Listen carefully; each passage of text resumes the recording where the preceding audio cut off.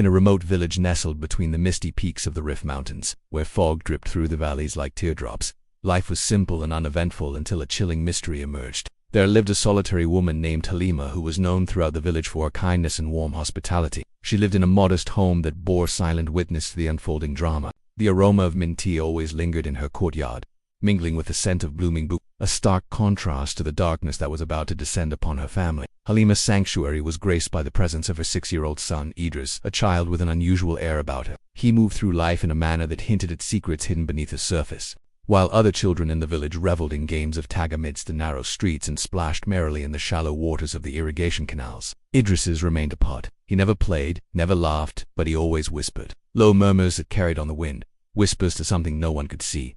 This peculiarity puzzled the villagers. They exchanged curious glances and hushed whispers, their gazes lingering on Idris, as if trying to decipher the enigma But Halima, driven by a fierce maternal love, chose to ignore the whispers. She believed her son's ways were simply different, a quirk of his imagination. That was until one fateful day when she noticed something unsettling. The quiet routine of her life shattered, revealing a glimpse into the world of her son, the world of shadows.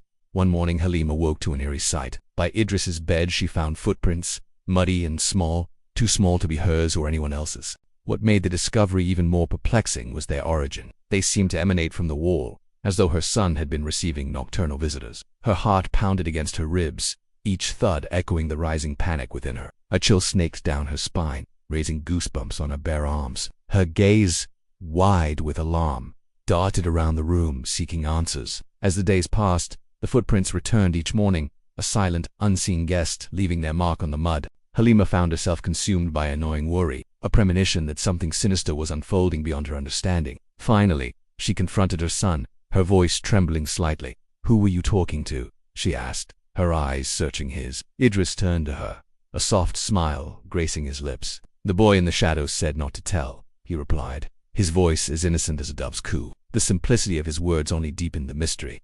Who was this boy in the shadows, and why did he come to their home in the dead of night? Halima felt a chill crawl up her spine, a premonition that something ominous lurked beneath her son's innocent facade. That night, unable to shake off the haunting image of the muddy footprints and her son's cryptic reply, Halima lay awake. As the hours crept by, she strained to listen. Suddenly, she heard it, a sound that sent shivers down her spine, the distinct sound of two voices whispering in Idris. One was her son's voice, the other dry, cold, and ancient. Her blood ran icy rivers. Fear lent her speed. She rushed to Idris's room, bursting through the door. But what she saw left her frozen in shock. There was no one there. Only the shadows on the wall seemed to dance mockingly, hinting at secrets they held close. The next morning, Halima sought the counsel of the healer, a woman revered in the village for her wisdom and connection to the mystical. The healer, with her weathered face and eyes that seemed to hold ancient secrets, listened intently to Halima's tale. When she spoke, her voice was grave. "Children see what we can't," she said, her gaze intense. "They are the bridge between the worlds, the veil between the physical and the spiritual is thinnest where innocence resides. Your son, he has opened the door." Her words hung in the air, heavy with implication. Halima's fear intensified. She understood the gravity of the situation, but the healer's cryptic message left her more confused than before.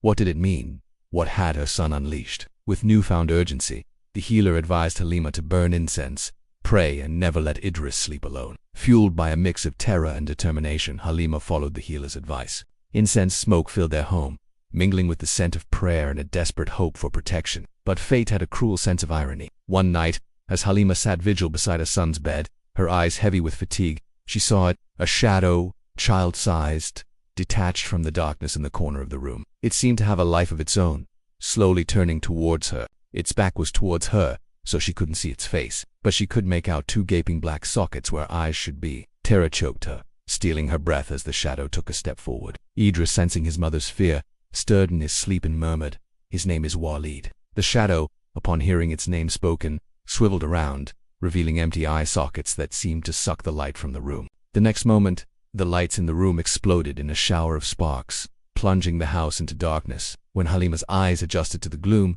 she saw Idris sitting up in bed, his face pale and eyes wide with a strange light. From that night on, Idris changed. He stopped talking, stopped eating, and spent most of his time drawing strange symbols on the ground. A chilling chant escaped his lips, a sound that was not his own. At night, the room echoed with two voices, neither human nor friendly. Determined to shield her son from whatever entity was possessing him, Halima decided to take him to the city. Maybe the doctors there, with their modern ways and gleaming tools, would help. But as they reached the edge of the village, a horrifying scene unfolded.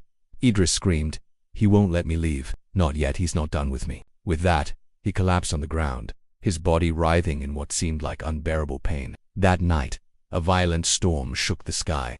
Thunder boomed, mimicking Idris's anguished cries. Halima paced her home, her heart in her throat. Then she heard it again, the chilling laughter. It wasn't Idris's laughter. It wasn't human.